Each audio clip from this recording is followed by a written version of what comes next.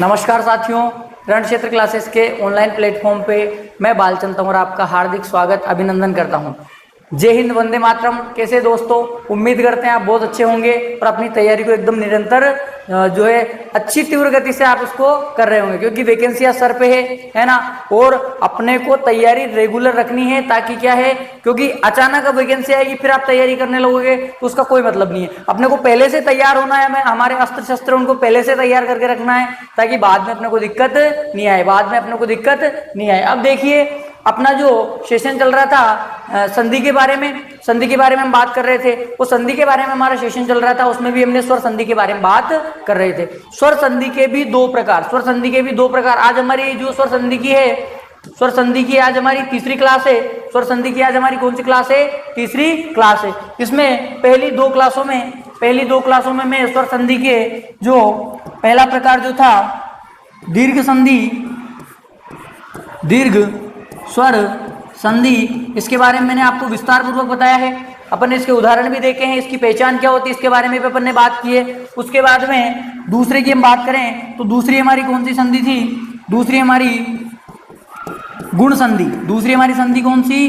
दूसरी हमारी गुण संधि है। गुण संधि के बारे में भी हमने विस्तार से चर्चा की है। आज हम जो बात करेंगे, आज जो स्वर संधि का तीसरा प्रकार आज जो हम बात करेंगे वो स्वर संधि का तीसरा प्रकार जो हमारे सामने आता है,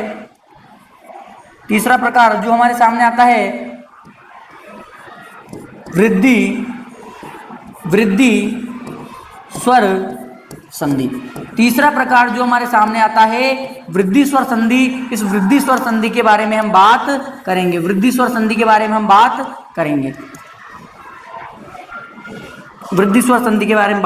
करेंगे। देखिए, इसके बारे में हमें क्या पता है? इसके बारे में मैंने आपको बता दिया कि कौन से वर्ण जुड़ेंगे तो क्या होगा, वो मैंने आपको बता दिया। बेसिक जो है वो हमने पहली क्लास में पूरा पांचों के बारे में जाना है कि कौन सा जुड़ेगा और कौन सा। ध्यान रखिए, मैं आपको विस्तार पूर्वक बता रहा हूं। और ये जो स्वर संधि है, स्वर संधि के 5 प्रकार है। मैं लास्ट क्लास जो हमारी स्वर संधि की होगी उसमें मैं इन 5 प्रकारों को 5 लाइनों में बताने वाला हूं, जिससे आपका एक भी प्रश्न बाहर नहीं निकलेगा। 5 संधियों को 5 लाइन में, लेकिन उसको पढ़ने से पहले, उस 5 लाइन को बताने से पहले मैं आपको पूरा विस्तार बताऊंगा कि कैसे हुआ, क्योंकि विस्तार अगर अपने को नहीं पता है तो उन 5 प्रकारों को भी आप समझ नहीं पाओगे। इसलिए लास्ट में आप ध्यान रखना, स्वर संधि की आखिरी क्लास में उन 5 प्रकारों को मैं 5 लाइनों में जो है आपके सामने रखने वाला हूं। तो पहले हम इसके विस्तार की बात करें तो वृद्धि स्वर संधि में क्या होता है, ये मैंने आपको बताया था कि यदि अ या आ के बाद, किसके बाद? अ या आ के बाद कौन? अ या आ के बाद में ए या आई, या तो अ या आई जो योग करता हो, और अ या आ के बाद क्या? ओ या औ, ओ या औ, ये दोनों योग करेंगे। अ या आ के बाद में ए या आई, अ या आ के बाद में ए या आई, अगर ये योग करते हैं तो हमारे सामने जो आता है क्या? आई। क्या आता है? आई। चाहे ए के साथ ए योग करे या आ के साथ ए करे, या अ या आ के साथ क्या करे? आई करे, तो ये आता है। और उसके बाद में अ या आ के बाद ओ या औ में से कोई योग करे तो हमारे सामने जो आएगा वो हमारे सामने क्या आएगा? हमारे सामने औ आएगा। और इसी को हमने क्या कहा था? इसी को हमने वृद्धि संधि कहा था। इसी को हमने क्या कहा था कि अ या आ के बाद में ए या आई योग करता है तो आई बनता है, तथा अ या आ के बाद में ओ या औ योग करता है तो औ हमारे सामने बनता है। इसी को हमने क्या कहा था? इन्हीं को हमने क्या कहा था? वृद्धि कहा था। अगर परिभाषा की बात करें कि इसकी परिभाषा क्या होगी, तो इसकी अगर परिभाषा की बात करें तो इसकी परिभाषा बन सकती है कि यदि अ या आ के बाद, अ या आ के बाद में ए या आई तथा ओ या औ योग करे तथा विकार रूप में तथा विकार रूप में क्रमशः विकार रूप में क्रमशः आई व औ प्राप्त हो, आई व औ प्राप्त हो तो उसे वृद्धि संधि कहते हैं। तो उसे क्या कहेंगे? तो उसे वृद्धि संधि कहेंगे। यदि ए आके बाद में ए आई तथा ओ औ योग करे और विकार बदलाव होगा तो इस संधि होगी। मैंने बताया विकार करे तो विकार रूप में हमें क्या, विकार रूप में क्रमशः यदि ये दोनों योग करेंगे तो आई और दोनों योग करेंगे तो औ प्राप्त हो तो उसे क्या कहेंगे? उसे वृद्धि संधि कहेंगे। उसे कौन सी संधि कहेंगे? वृद्धि संधि कहेंगे। मैंने आपको बताया कि हमारी परिभाषा केवल नाम मात्र की है, इसमें से कोई भी प्रश्न नहीं बनता। इस परिभाषा में से जो हमारे सामने है वो कोई भी प्रश्न नहीं बनता। जो प्रश्न बनेगा वो मैंने आपके सामने जो कंडीशन है वो रख दी है। अब हम बात करेंगे, कंडीशन रख दी है। अब जो हमारा प्रश्न सोल्व कहां से होगा अपने को वो ध्यान रखना है। हम जो प्रश्न है हमारा प्रश्न कहां से हम सही कर पाएंगे वो चीज अपने को ध्यान रखनी है। तो इसके की पहचान की हम बात करेंगे। सर आप तो पहचान बता दो जिससे हमारा काम हो जाएगा। आप तो पहचान बता दो। क्या बता दो? आप तो पहचान बता दो। पहचान बता दो तो उससे हमारा काम हो जाएगा। बिल्कुल पहचान से आपका काम हो जाएगा, अपना सबका काम। और वो कुछ देखो, पहचान कोई शॉर्ट ट्रिक नहीं है। मैंने पहले भी वीडियो में आपको बताया कि पहचान कोई शॉर्ट ट्रिक नहीं है। वो तो क्या है कि हम हमारी इच्छा के अनुसार से उसको शॉर्ट ट्रिक नाम दे देते हैं। जबकि यही है कि हम जानते हैं कि बनता क्या है? आई बनता है। और क्या बनता है? औ बनता है। तो आई की मात्रा क्या होती है? आई की मात्रा ये होती है। औ की मात्रा क्या होती है? औ की मात्रा ये होती है। आई की मात्रा ये होती है, औ की मात्रा ये होती है। तो मैं आपको कहूं कि यदि किसी शब्द में हमें आई की मात्रा या औ की मात्रा दिखाई दे तो वहां पे हमारी कौन सी संधि हो जाएगी? वहां पे हमारी संधि हो जाएगी वृद्धि। वहां पे हमारी कौन सी संधि हो जाएगी? वृद्धि संधि हो जाएगी। और यहीं से देखो, जहां से पहचान करनी, मैंने बताया कि तोड़ना कहां से है? तोड़ना कहां से? संधि विच्छेद कहां से करना? जहां से पहचान होगी वहीं से शब्द टूटेगा। जहां से पहचान होगी वहीं से शब्द टूटेगा। तो क्या कि आई और औ की मात्रा हमें किसी शब्द में दिखाई दे तो हमारी कौन सी संधि हो जाएगी? हमारी संधि हो जाएगी वृद्धि। कौन सी संधि हो जाएगी? वृद्धि। सर कैसे? उदाहरण से हम बात करेंगे। देखो, अगर मैं बात करूं उदाहरण की, देखो हमारे सामने एक शब्द आता है, हमारे सामने एक शब्द आता है। देखिए हमारे सामने एक शब्द आता है एकैक। क्या शब्द आता है? एकैक। हमारे सामने एक शब्द आता है एकैक। जैसे ही हमने शब्द को देखा हमारे दिमाग में जो पहचान हमने बनाई थी वो हमारे दिमाग में चलनी चाहिए। पहचान क्या थी? या तो आई की मात्रा दिखे या फिर औ की मात्रा दिखे, या तो आई की मात्रा दिखे या फिर औ की मात्रा दिखे। तो बताओ इसमें क्या दिख रहा है? तो इसमें हमें दिख रहा है आई की मात्रा दिख रही है। और यहीं से इसको क्या करेंगे हम? जहां से पहचान भाई आई की मात्रा दिख रही है तो संधि कौन सी? वृद्धि। आई की मात्रा दिख रही है तो संधि कौन सी? वृद्धि। और यहीं से हम इसको तोड़ेंगे। यहीं से मतलब इसका संधि विच्छेद जो करेंगे वो भी अपन यहीं से करेंगे। इसका संधि विच्छेद भी अपन यहीं से करेंगे। देखिए कैसे। तो संधि विच्छेद करने से पहले मैंने आपको बताया कि अगर संधि विच्छेद करना है तो सबसे अच्छा तरीका है इसका वर्णिक विच्छेद कर लो। वर्णिक विच्छेद कर लेते हैं। तो ए, उसके बाद में क को मैं हलंत करूंगा। क को अगर हलंत करते हैं तो इसमें से क्या निकल जाता है? इसमें से निकल जाता है आई।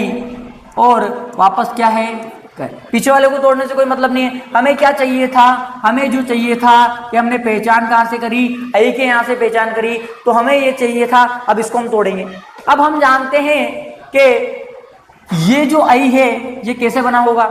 ये आई कैसे बना होगा? तो ये आई बना होगा कि आगे अ या आ में से कोई होगा। आगे क्या होगा? देखो यहां देखना है। आगे आई कैसे बना? आगे अ या आ में से कोई एक होगा। ठीक है। पीछे ए या आई में से कोई एक होगा। पीछे ए या आई में से कोई एक होगा, है ना। और ये आगे वालों को मैं ऐसे लिख देता हूं। तो ये क्या बन गया? ए और आधा के हलंत। और पीछे क्या है? पीछे कर। ये अब हमने अपने को यहां से शब्द शुद्धि देखनी। मैंने बताया कि सही शब्द कैसे लिखते हैं वो अपने को अगर पता है तो बन जाएगा। एक लिखते हैं तो एक का थोड़ी होता है। देखो एक होता है ना, एक का तो नहीं होता, एक का नहीं होता, चलो इसको हटा देते। तो हम इसमें क्या मिला देंगे, इसमें क्या मिला देंगे, और उस एक को मैं हटा देता हूं, एक को मैं हटा देता हूं, इसको मैं हटा देता हूं, है ना। अब क्या बन गया, इसमें से रह गया। इधर एक होता है कि ये एक होता है या ये एक होता है, तो हमें पता है कि सर नीचे वाला होता है। कौन सा वाला होता है, नीचे वाला होता है। तो नीचे वाला होता है तो इसमें भी हम इसमें से किसको ले लेंगे, इसमें भी हम एक को हटा देंगे, इसमें भी हम एक को हटा देंगे, इसमें भी हम एक को हटा देंगे, इस वाले को, इसमें भी अपन ने इसको हटा दिया। अब देखो अब क्या बचा कि ये इधर मिला तो ये तो हो गया एक, और पीछे क्या बचा, पीछे भी क्या रह गया, पीछे ए मिला तो क्या बन गया, एक। ये हमारे साथ हमारे पास संधि विच्छेद आ गया, किसका, हमारे पास संधि विच्छेद आ गया, किसका, एक एक का। एक एक शब्द का संधि विच्छेद क्या होता है, तो एक धन एक शब्द का संधि विच्छेद होता है, एक धन एक शब्द का संधि विच्छेद होता है। अब संधि विच्छेद अपन ने कर लिया, संधि विच्छेद अपन ने कर लिया, अब अपने को जोड़ना भी है भाई, पता तो चले कि जो हमने एक एक बनाया है, ये एक एक से संधि विच्छेद किया है, ये सही है कि गलत है। तो इसके लिए अपन वापस इनको जोड़ेंगे।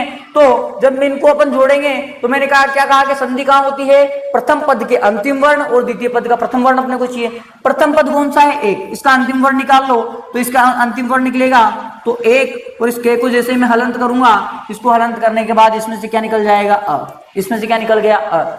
उसके बाद द्वितीय पद का प्रथम वर्ण क्या है, तो द्वितीय पद का प्रथम वर्ण हमारे पास है ए, और पीछे मैंने इसको जैसे ही किया तो पीछे क्या बच गया, कर, पीछे क्या बच गया, कर। यदि आगे अ है पीछे ए है तो ये दोनों मिलके हम जानते हैं कि ये दोनों मिलके वृद्धि संधि में क्या बनते हैं, ये दोनों मिलके वृद्धि संधि में आई बनते हैं, दोनों मिलके वृद्धि संधि में क्या बनते हैं, आई। आई इसमें मिल जाएगा, आई इसमें मिल जाएगा। देखिए मैं इसको थोड़ा और ऊपर कर देता हूं,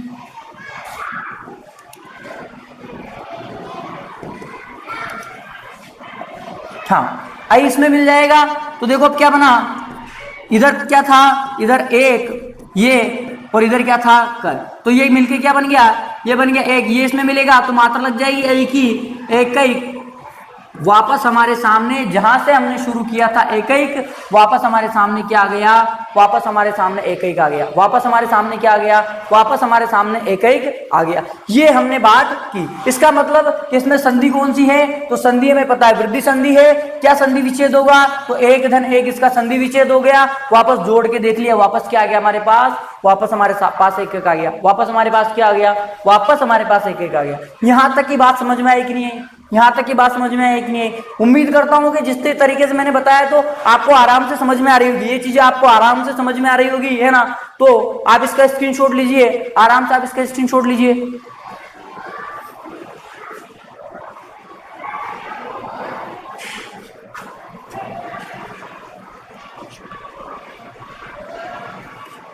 देखिए ये आपने स्क्रीनशॉट ले लिया होगा। अब हम बात करते हैं इसके अन्य उदाहरणों के बारे में। इसके अन्य उदाहरणों की अपन चर्चा करेंगे, इसके अन्य उदाहरणों की चर्चा करेंगे। देखो अगर मैं बात करूं तो इसका एक उदाहरण आता है, एक उदाहरण आता है महेश्वर्य।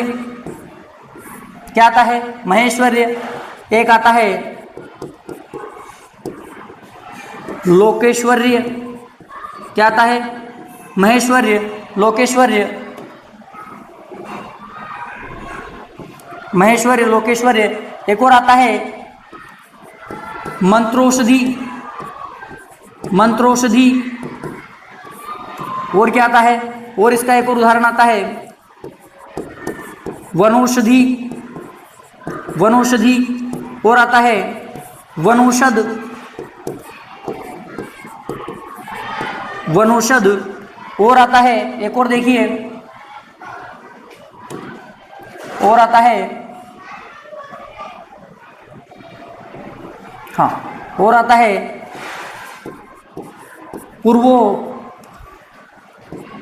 पूर्वोपनिवेशिक, पूर्वोपनिवेशिक। क्या आता है, पूर्वोपनिवेशिक। इसको याद रखना, बहुत इंपॉर्टेंट है पूर्वोपनिवेशिक। और आता है इसका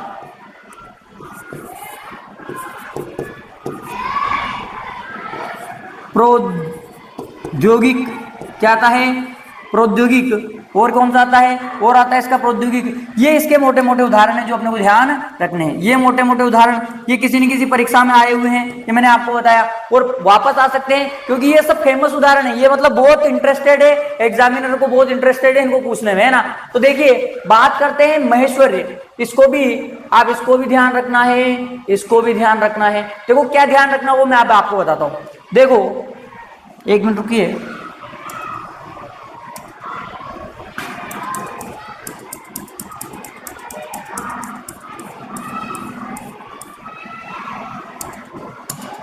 देखिए अब हम बात करें, अगर बात करें कि महेश्वरी जो शब्द है, महेश्वरी शब्द है, इसका संधि विच्छेद क्या होगा? तो इस महेश्वरी शब्द का संधि विच्छेद होता है महाधन ऐश्वर्य। क्या होता है? महाधन ऐश्वर्य। महेश्वर्य शब्द का संधि विच्छेद होता है महाधन ऐश्वर्य। महेश्वर्य पीछे आगे आ है, पीछे आई है, दोनों मिलके क्या बनेंगे? आई। तो क्या बन जाएगा? महेश्वर्य। संधि की पहचान मैंने आपको बताया कि संधि की पहचान क्या है कि आई की मात्रा देख लेना, औ की मात्रा देख लेना, संधि हो जाएगी वृद्धि। तो आई की मात्रा है दिख गई, वहीं से तोड़ दिया महाधन ऐश्वर्य। अब देखो मैं क्या बताना चाह रहा था, इसको इंपोर्टेंट लगाने का बात क्या है? इसमें इंपोर्टेंट लगाने का बात है ऐश्वर्य। ये जो शब्द है इसको ध्यान से देखना, बहुत सी बार ये पूछा गया है कि जो ऐश्वर्य शब्द है, ऐश्वर्य शब्द कैसे बनता है? तो ध्यान रखना, हम जब प्रत्यय पढ़ेंगे, जब हम प्रत्यय पढ़ेंगे उसमें 5 जो विशेष प्रत्यय हिंदी में होते हैं, 5 विशेष प्रत्यय। आप कुछ नई चीज आपको जानने को मिल रही है। 5 विशेष प्रत्यय जो होते हैं उनमें से एक प्रत्यय ये जिसका ये उदाहरण है, और ये बनता है ईश्वर शब्द में।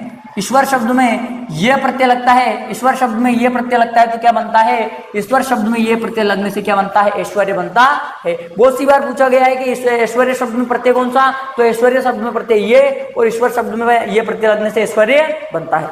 ये बात आपको समझ में आ जानी चाहिए। आगे बात करें लोकेश्वरी का क्या बनेगा? तो इसका बनता है लोक। देखो आई की मात्रा तोड़ना यहीं से है तो क्या बनेगा? लोकधन। इसमें भी ऐश्वर्य, लोकधन ऐश्वर्य। इसका भी क्या बनेगा? लोकधन ऐश्वर्य। मंत्रोषधि का क्या बनेगा? मंत्रोषधि। देखो औ दिख रहा है, औ की मात्रा दिख रही है, औ की मात्रा, तो यहीं से तोड़ेंगे तो इसका बनेगा मंत्र।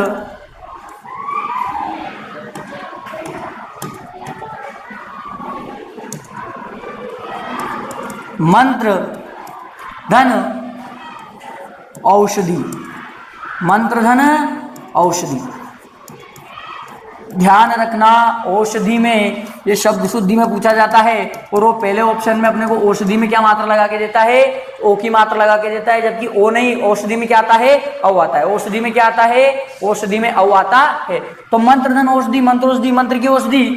वन औषधि, इसका क्या बनेगा? वन धन औषधि, वन धन औषधि। और आगे बात करें वनौषध का क्या बनेगा? तो इसका बनेगा वन धन औषध, वन धन औषध। और पूर्वोपनिवेशिक, अगर अपन से कोई पूछे कि पूर्वोपनिवेशिक जो शब्द है, पूर्वोपनिवेशिक जो शब्द है, पूर्वोपनिवेशिक शब्द जो है अगर इसका अपन से पूछे तो क्या होगा? तो पूर्वोपनिवेशिक शब्द का क्या होगा? पूर्व धन औपनिवेशिक। पूर्वोपनिवेशिक शब्द जो है, इस पूर्वोपनिवेशिक शब्द का जो क्या होगा? पूर्वोपनिवेशिक जो शब्द है इसका बनेगा पूर्वधन औपनिवेशिक, पूर्वधन औपनिवेशिक बनेगा। लेकिन मैंने आपको इसको बताया कि इसको आपको ध्यान रखना है, यदि अपन से वो पूछे कि पूर्व औपनिवेशिक शब्द का सही शब्द खंड कौन सा है, सही शब्द खंड कौन सा है, तो फिर अपन इसको थोड़ा और आगे करेंगे। तो एक तो क्या हो गया? पूर्व, एक इसमें उप प्रत्यय और निवेश, इसका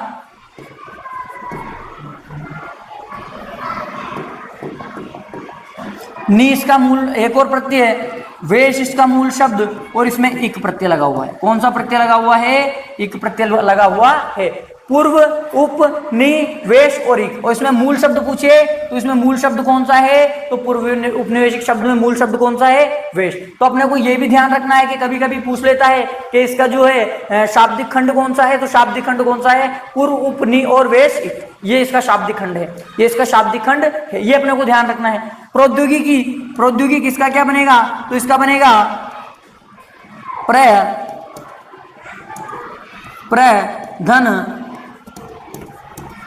औद्योगिक, प्रधन औद्योगिक क्या बनेगा इसका, इसका बनेगा प्रधन औद्योगिक, इसका क्या बनेगा, इसका बनेगा प्रधन औद्योगिक। ये सारी जो चीजें हैं, ये सारी जो चीजें हैं ये इसके उदाहरण हैं, इनको भी आपको ध्यान रखना है, इनको भी आपको ध्यान रखना है, इसका भी आप स्क्रीनशॉट लीजिए।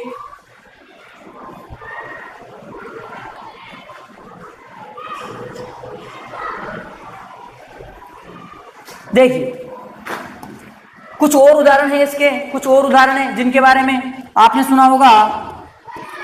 गंगोज, क्या सुना होगा, गंगोज, आपने सुना होगा महोदार्य, आपने सुना होगा गंगोज, आपने सुना होगा महोदार्य। तो गंगोज का क्या होगा, गंगोज का होगा गंगा धन ओज, गंगोज का क्या होगा, गंगोज का होगा गंगाधन ओज। और महोदार्य का क्या होगा, तो इसका होगा महाधन औदार्य, महाधन औदार्य। और ये औदार्य भी कैसे बना, तो ये उदार शब्द में ये प्रत्यय जुड़ा है, इससे क्या बना है, उदार शब्द में ये प्रत्यय जुड़ा है, जिससे क्या बना है, उदार शब्द में ये प्रत्यय जुड़ा है, जिससे क्या बना है, जिससे बना है ये महोदार्य, जिससे ये बना है महोदार्य। एक और शब्द आता है इसी का, अगर एक और की बात करें तो जलोक, जलौक। तो ओ की मात्रा दिख रही है, औ की मात्रा दिख रही है, तो अपनी पहचान होगी, तो क्या बनेगा, जल धन ओ, जल धन ओ। जलोक का क्या बनेगा, तो जलोक का बनेगा जलधन ओक। ये अपने वृद्धि संधि के उदाहरण हैं, ये हमारे वृद्धि संधि के जो मुख्य मुख्य उदाहरण है मैंने आपके सामने रखे हैं। यहाँ हमारी जो वृद्धि संधि है ये पूरी हो जाती है। आपको मेन क्या ध्यान रखना है, मैंने आपको बताया कि उदाहरण अपने को इतने उदाहरणों तक सीमित नहीं रहना है, ये इंपॉर्टेंट उदाहरण है, इसलिए मैंने आपको सामने इनको रखा है। इंपॉर्टेंट उदाहरण है इसलिए मैंने इनको आपके सामने रखा है। अपने को मेन ध्यान रखना है कि किनका योग होता है और सबसे इंपॉर्टेंट इसकी पहचान क्या है, सबसे इंपॉर्टेंट इसकी पहचान क्या है। और मैंने आपको बताया कि परिभाषा रटने से कोई मतलब नहीं है, परिभाषा रटने से कोई मतलब नहीं, क्यों, क्योंकि परिभाषाओं से प्रश्न नहीं आएंगे। मेन जो प्रश्न सोल्व कहां से होगा, मेन हमारा प्रश्न यहां से सोल्व होगा, मेन हमारा प्रश्न। और अगर आपको ये कंडीशन याद है तो परिभाषा तो आप अपने आप बना लोगे, परिभाषा तो आप अपने आप बना लोगे। और मान लो आप रटोगे तो कितना रटोगे, रटोगे तब भी कितना रटोगे, क्योंकि अथा है हिंदी, कैसी है, अथा, इसको कोई भी रट नहीं पाया। क्योंकि अपन ने जब स्टार्टिंग में इसकी विशेषता पढ़ी थी तो ये परिवर्तनशील है, परिवर्तनशील है मतलब बदलती रहेगी, और बदलती रहेगी तो कितना रटोगे, अगर बदलती है तो कितना रटोगे, तो रटना नहीं है। मैंने आपको पहली क्लास में बोला था कि बिल्कुल समझ के पढ़ेंगे, आराम से पढ़ेंगे, समय ज्यादा लग सकता है, समय ज्यादा लग सकता है, लेकिन आपको जल्दबाजी या रटने का कोई काम नहीं है, और पूरा कोर्स अपना अच्छी तरीके से होगा। अब आगे बात करते हैं, हमारा जो अगला प्रकार आता है, हमारा जो अगला प्रकार है, जो स्वर संधि का चौथा प्रकार है, वो मैं आपके सामने रखता हूं। स्वर संधि का चौथा प्रकार, और स्वर संधि का चौथा प्रकार है यण स्वर संधि। स्वर संधि का जो चौथा प्रकार है वो कौन सा है, स्वर संधि का चौथा प्रकार है यण स्वर संधि। स्वर संधि का चौथा प्रकार कौन सा है, यण स्वर संधि। वही अपने को भाई यही जानना है, मैंने आपको इसके बारे में भी बता दिया कि कौन कौन योग करेंगे। तो अपने को पता है कि यदि ई या दीर्घ ई के बाद में, ई या दीर्घ ई के बाद में, है ना, कौन करे, असमान स्वर योग करे, कौन करे, असमान स्वर योग करे।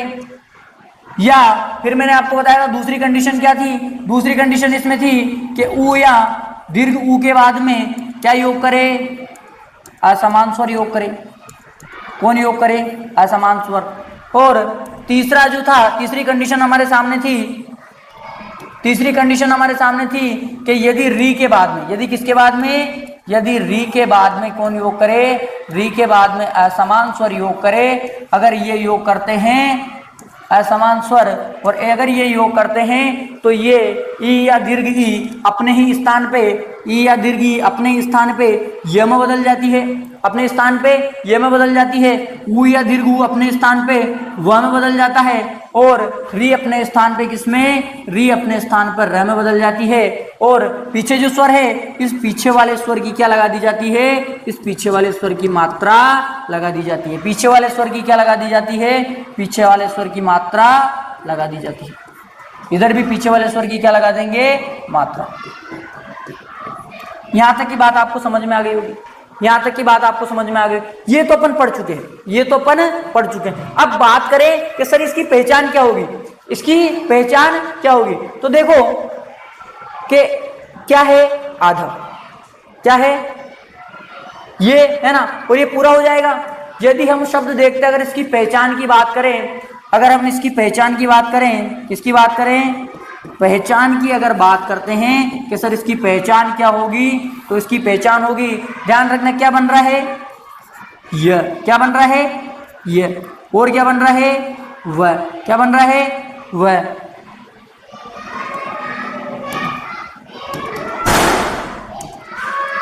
यह बन रहा है, वह बन रहा है, और क्या बन रहा है, र। ये बन रहा है ना। अब देखो ये स्वर रहेगा, स्वर अगर किसी में, तो स्वर अगर रहेगा तो स्वर किसी न किसी में से निकलेगा। मान लो जैसे ये स्वर है, तो इसके आगे कोई ना कोई व्यंजन होगा, कोई ना कोई व्यंजन होगा, किसी में से व्यंजन में से निकला होगा ना ये।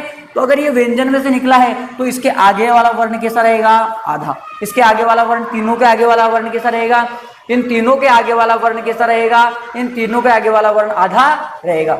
तीनों के आगे वाला वर्ण आधा रहेगा तो हमारी पहचान क्या बन गई, यदि आधे वर्ण के बाद, यदि आधे वर्ण के बाद य व र अगर अपने को दिखाई देते हैं, य व र अपने को अगर दिखाई देते हैं, तो वहां पे हमारी कौन सी संधि होगी, वहां पे हमारी कौन सी संधि होगी, तो वहां पे हमारी संधि कौन सी हो जाएगी, वहां पे हमारी यण संधि हो जाएगी। वहां पे हमारी कौन सी संधि हो जाएगी, यण संधि हो जाएगी। परिभाषा क्या बन सकती है इसकी, तो परिभाषा कि यदि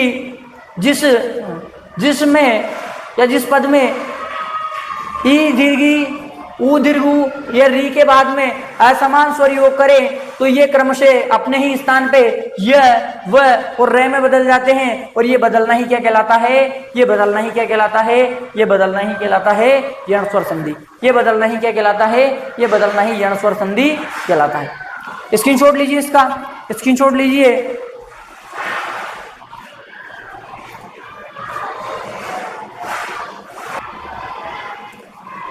स्क्रीनशॉट ले लिया। अब देखिए, अब अपन इसके उदाहरणों की बात करें, अब अपन इसके उदाहरणों की बात करें, अब अपन इसके उदाहरणों की बात करें, तो देखिए अगर अपन इसके उदाहरणों की बात करें तो अब आपको देखना है, देखो उदाहरण की बात करें। अब उदाहरण की बात करें तो इसका जो फेमस उदाहरण है वो मैं आपको बताता हूं। इसका एक उदाहरण है प्रत्येक, एक तो क्या है प्रत्येक, ये क्या है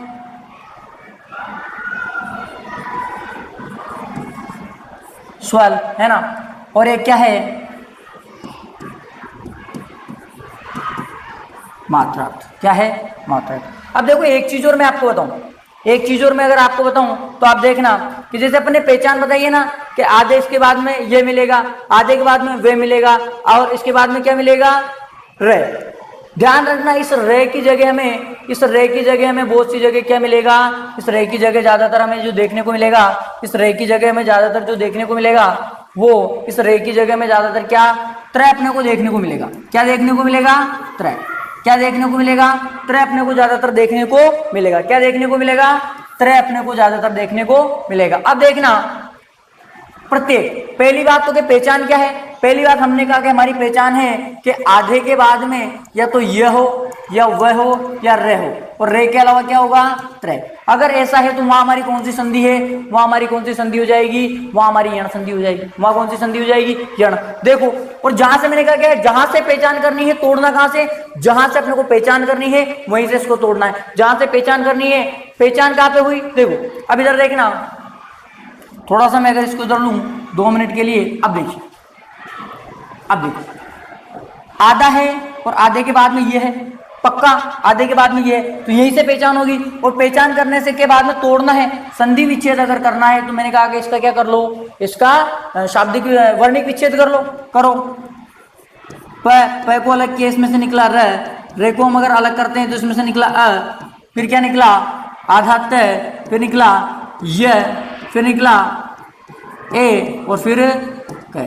ठीक है, ये वाली बात। अब देखो आधे के बाद में ये है क्या, बिल्कुल के सर हाँ, आधे के बाद में ये है, आधे के बाद में ये है। अब अपने को ये तो अपने कर लिया, अब अपने को क्या करना है कि यदि इसका अपने को संधि विच्छेद करना है तो क्या करना रहेगा, संधि विच्छेद करना है तो सबसे पहले तो क्या करना है, सबसे पहले तो जो आगे वाला है, जो आधा वर्ण है, सबसे पहले आधे वर्ण को क्या करेंगे, पूरा लिखेंगे। आधे वर्ण को क्या करेंगे, पूरा लिखेंगे। उसके बाद पीछे ये रे ले और वे के अनुसार ये रे और वह, इसके अनुसार क्या लगाएंगे, इसके अनुसार लगाएंगे क्या, इसके अनुसार मात्रा लगाएंगे। इसके अनुसार क्या लगाएंगे, मात्रा लगाएंगे। पहले तो आधे को क्या लिखेंगे, पूरा, फिर इसके अनुसार मात्रा लगाएंगे। और तीसरा जो पीछे वाला वर्ण है उसको, इसमें जो पीछे वाला वर्ण है इस ये और वे में जो जुड़ा रहेगा, ये व रे, इसमें जो जुड़ा रहेगा में जुड़े वर्ण से नया वर्ण शुरू करेंगे, नया शब्द शुरू करेंगे। नया शब्द क्या करेंगे, नया शब्द शुरू करेंगे। देखिए अब इसके एक एक पॉइंट पे अपन अब नजर डालेंगे। देखो कैसे, देखना उसको ध्यान रखना। क्या कह रहा है कि सबसे पहले आधे को पूरा लिखो, तो पहले इसको देखो, ये दोनों मिल गए ना, बाकी अपन इनको पूरा कर देते। तो ये क्या बना, प्रे के बाद में क्या है, ते को क्या कर दो, पूरा लिख दो। ते को पूरा लिख दिया। ये किसकी जगह बदला था, ये ई या दीर्घ ई की जगह बदला था, है ना। और इसमें जो जुड़ा हुआ है पीछे वाला, तो ये तो हो गया एक, इसको तो अपन ने पूरा कर दिया, है ना। अब जो शब्द बनेगा, अगर मात्रा लगाते हैं तो दो शब्द बनते हैं, एक तो क्या बनता है, प्रति, और एक क्या बनता है, प्रति। अब बताओ प्रति सही कौन सा होता है, तो हमें पता है कि नीचे वाला प्रति सही नहीं होता। कौन सा वाला सही, छोटी की मात्रा आती है तो इस वाली को हटा दो, छोटी की मात्रा आती है तो इस वाली को हटा दो, जोड़ दो। अब क्या बना, प्रति, क्या बना, प्रतिधन, पीछे क्या बच गया, एक, प्रतिधन एक बच गया। और ये हमारा क्या हो गया, ये हमारा संधि विच्छेद हो गया। क्या हो गया, संधि विच्छेद। क्या हो गया, संधि विच्छेद। आपसे पूछेंगे प्रत्येक में संधि कौन सी, तो प्रत्येक में संधि यण संधि, और इसका संधि विच्छेद क्या होगा, तो इसका संधि विच्छेद होता है प्रतिधन एक। इसका संधि विच्छेद क्या होता है, इसका संधि विच्छेद होता है, इसका संधि विच्छेद होता है प्रतिधन एक। संधि विच्छेद क्या होता है, संधि विच्छेद होता है प्रतिधन एक।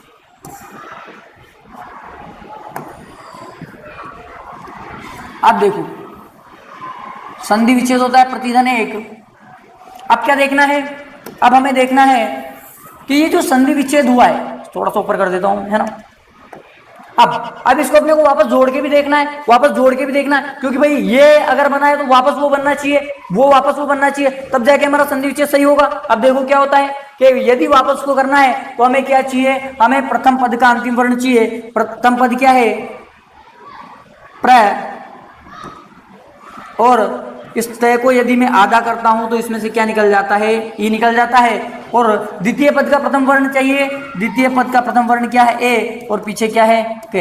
हमने क्या पढ़ा है कि यदि ई या दीर्घ ई के बाद में असमान स्वर योग करे तो असमान है ना, तो फिर क्या करता है, ये ई अपने आप में कायम बदल जाता है, य में बदल जाता है। ये इसमें जुड़ेगा तो क्या बन गया, देखिए ये तो हो गया प्र, ये आधा तय, ये आधा तय, और ये इसमें आएगा, ये इसमें जुड़ेगा तो इसके ऊपर क्या लग जाएगी, मात्रा, और क्या बन गया, कै। तो इधर मैं लिख देता हूं, क्या बनेगा, प्र, आधा तय, ये की मात्रा, और कै, क्या बन गया, प्रत्येक। क्या बन गया, प्रत्येक। जैसा यहां है वैसा यहां है, मतलब यहां से शुरू किया, ये संधि विच्छेद किया और यहाँ पे खत्म हो गया, मतलब हमारे द्वारा किया गया संधि विच्छेद भी सही है, हमारे द्वारा जोड़ा गया भी सही है। और हमने जो संधि की पहचान की है, इसमें कौन सी संधि है, इसमें यण संधि है, वो भी सही है।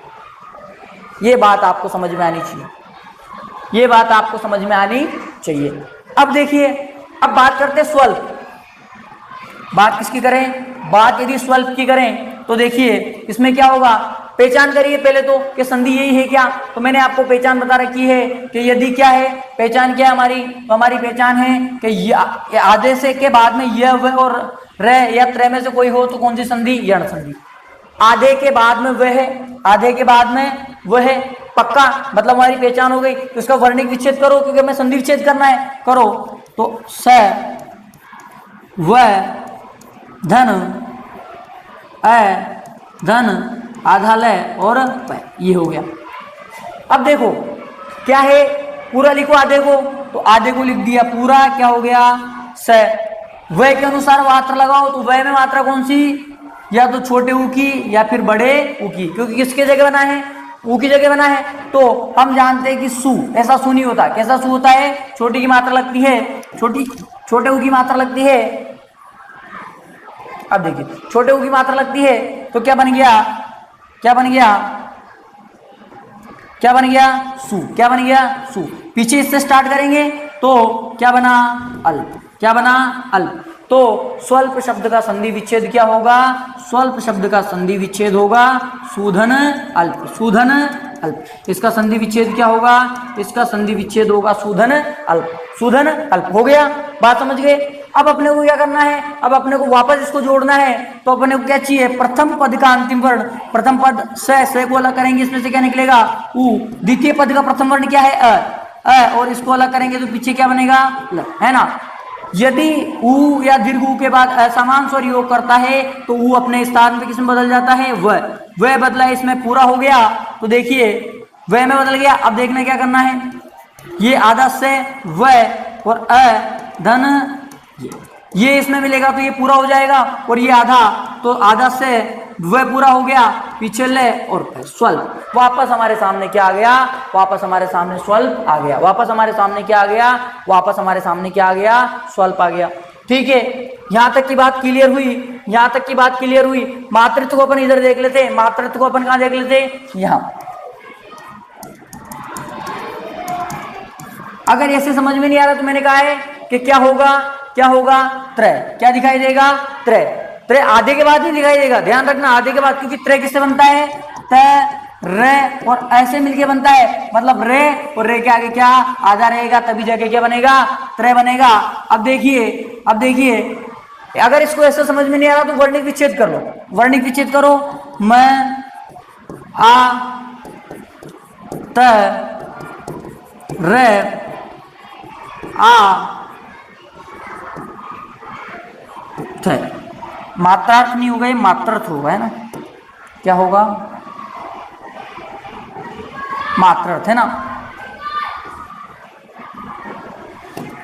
मात्रार्थ, है ना ये। अब देखो, अब देखो हमारा लग रहा है कि आधे से पहले क्या होना चाहिए, सॉरी आधे के बाद रहे, तो आधा है, आधे के बाद रहे है।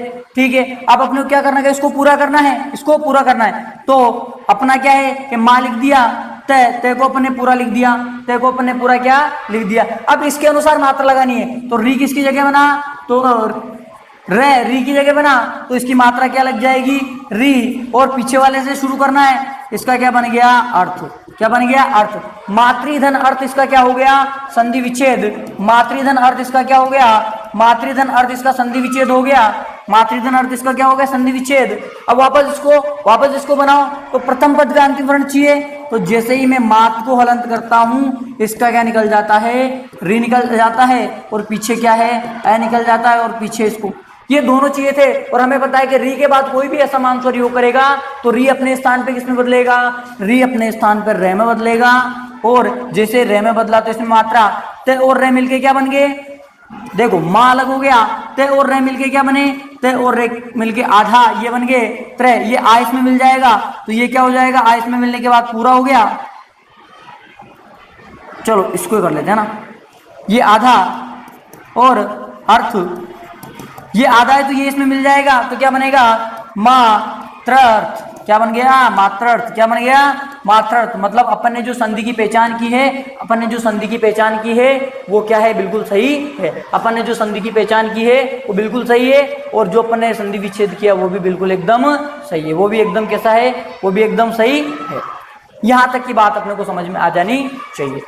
अब हम आगे बात करेंगे इसके कुछ उदाहरणों के बारे में। आगे अपन बात करेंगे इसके कुछ उदाहरणों के बारे में। तो उदाहरणों की चर्चा हम करें तो जैसे इसका क्या होता है, इसका एक शब्द है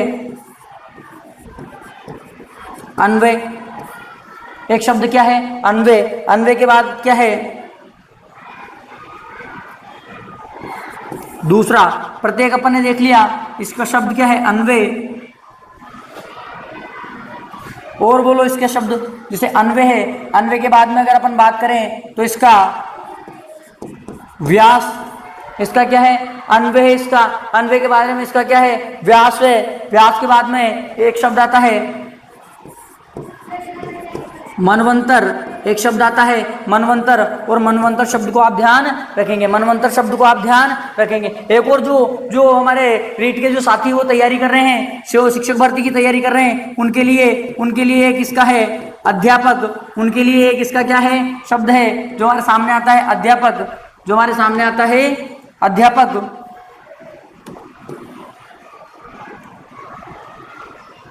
अध्यापक शब्द हमारे सामने आता है, अध्यापक शब्द हमारे सामने आता है। और इसका क्या आता है, और इसका एक और शब्द आता है, इसका फेमस उदाहरण है अध्यक्ष। इसका फेमस उदाहरण है अध्यक्ष, इसको भी आपको ध्यान रखना है। और क्या है, और इसका फेमस उदाहरण है न्याय। और इसका फेमस उदाहरण है न्याय। न्याय के अलावा और अगर अपन बात करें, और इसका अगर बात करें तो इसका अन्विति या अन्वित। अन्वित, अन्वित इसका शब्द है। इनके बारे में पहले अपन इनको देख लेते हैं। देखिए अन्वय, अन्वय की अगर बात करें तो अन्वय का संधि विच्छेद क्या होगा, पहले तो पहचान करो कि आधे से पहले वह है, बिल्कुल। तो इसका क्या होगा, अनु धन आई, अनुधन आई, अन्वय।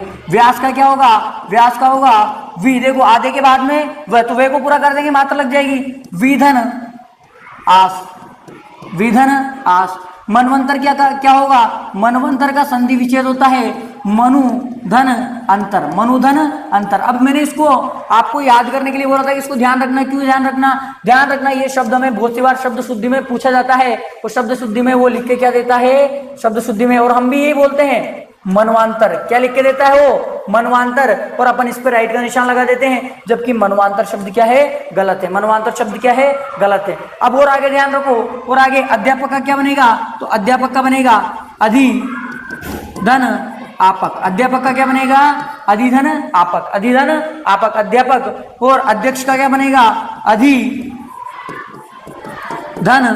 अक्ष। अब ध्यान रखना, मैं अब आपके और मेरे विचारों में थोड़ी कंफ्यूजन होने वाला है। अगर मैं कहूं कि अध्यक्ष का संधि विच्छेद अधिधन अक्ष न होकर के अधिधन अक्षी होता है, अधिधन अक्षी होता है ना। और सुनिए न्याय का क्या होता है, निधन आय, निधन आय। और अन्वित का क्या होता है, अनुधन इत, अनुधन इत, अनुधन छोटा अनुधनित। ये ध्यान रखना है, ये वाली चीजें ध्यान रखनी है। और अगर अपन बात करें कि इसके अलावा भी अगर कुछ है, इसके अलावा भी कुछ है, तो क्या है, प्रत्यक्ष मैंने आपको बता दिया, प्रत्यक्ष मैंने आपको बता दिया। एक और इसका फेमस उदाहरण है, आगे देखिए मध्वरी। क्या है, मध्वरी। एक और क्या है, मध्वरी। तो इसका बनता है मधु, मधु धन हरि, मधुधन हरि। मधु कहते हैं, मधु इसको कहते हैं, मधु कहते हैं कामदेव को, हरि मतलब शत्रु, कामदेव का है जो शत्रु, मध्वरी अर्थात भगवान शिव के लिए प्रयुक्त हुआ है। और क्या है, और इसका क्या, और अगर अपन आगे बात करें तो आगे अगर इसकी बात करें तो क्या कौन कौन से हो गए, मनवंतर हो गया, मनवंतर हो गया, और अध्यापक हो गया। वध्वाचरण पूछ ले, अपन से पूछ ले वध्वाचरण, इसमें भी आपको ध्यान रखना है। तो इसका संधि विच्छेद होता है वधु धन आचरण। ध्यान रखना, वधु शब्द हमेशा बड़े ऊ की मात्रा आती है, वधु में छोटे ऊ की मात्रा नहीं आती है, वधु में छोटे ऊ की मात्रा नहीं आती है ना। और क्या होता है, मात्रार्थ अपन ने देख लिया था, मात्रार्थ अपन ने देख लिया था। एक और आता है मातृच्छा। क्या आता है, मातृच्छा, तो इसका क्या बनेगा, मातृधन